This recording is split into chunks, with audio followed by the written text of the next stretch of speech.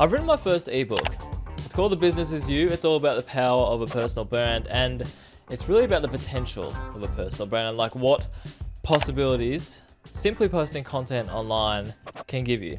Because honestly, it's pretty crazy what it can give you these days. Like, yes, there's that income word that everyone wants to look at. You're like, oh, I can make more money by posting content online. All right, you've got my attention.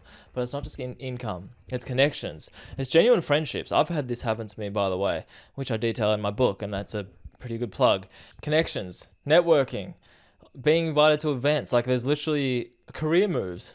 Career moves might be the number one thing, honestly, when I think about it, besides from the connections with genuine people. But it's really cool. Like, the whole world of personal branding right now and just like putting yourself out there, seeing what happens, staying consistent, it can take you to some pretty crazy places. And that's the excitement for me.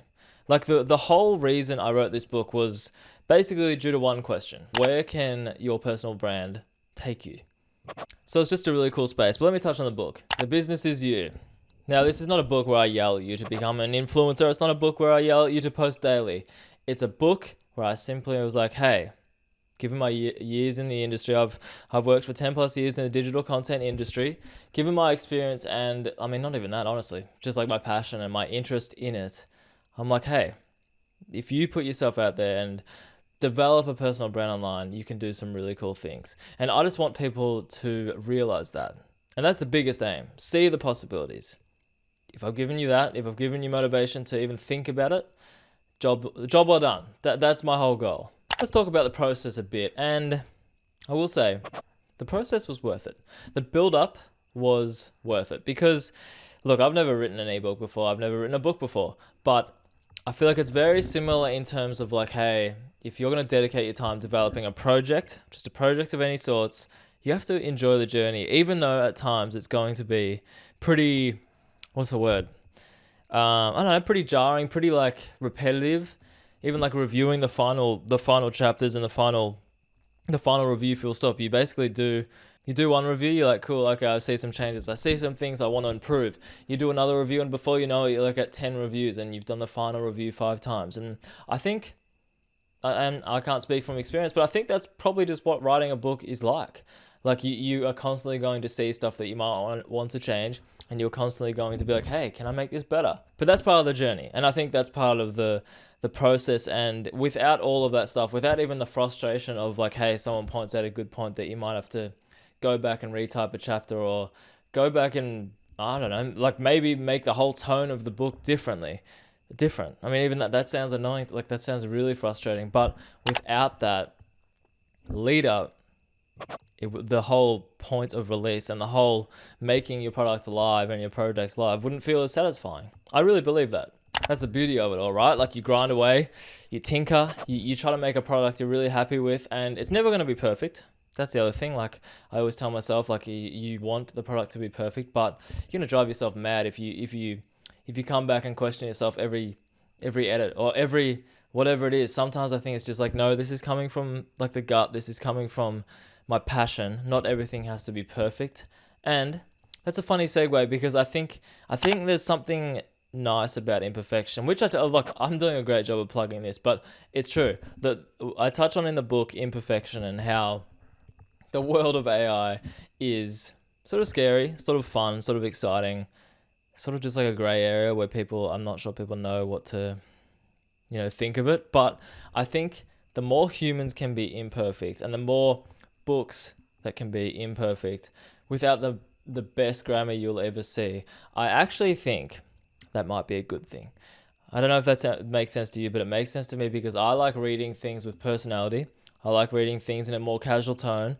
Things that, like, authors that throw jokes in there and don't take themselves too seriously. That's my type of enjoyment of reading. So that's what I've tried to emulate in my book. And I think I've done a pretty good job of that, in terms of, I made a note at the top of the list where I was writing, and I'm like, no, always show your personality.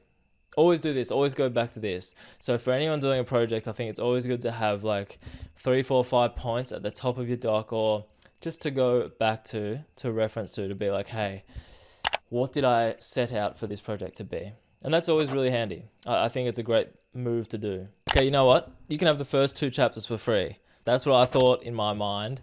When I just thought about the launch of the product and the lead into launching the book, I was just like, okay, what like smart tactical ways to market the book and to sell the book and to promote the book and all those things.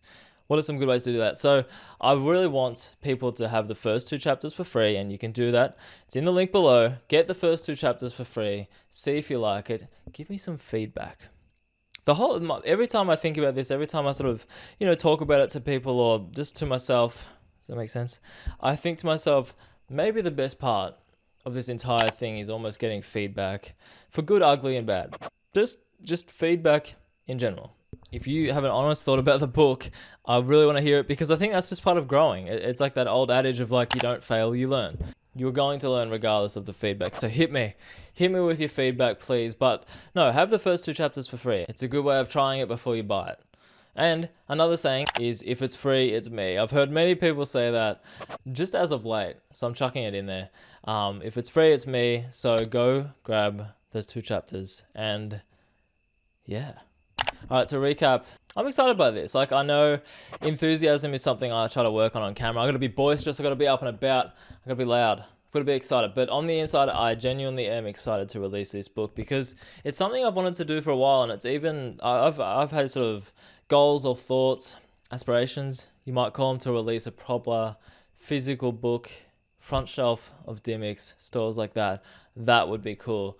But I tell you, credit to all the authors out there that actually write, I'm going to call them real books, not just ebooks, even though they're real books as well, but physical books. Because even writing an ebook, you write a lot. You kind of just like think about, how long do I want this book to be? And then you kind of do some research online, and you're like, okay, how many pages, how many words until you get from an ebook to a physical book level? And I tell you, that is quite a jump.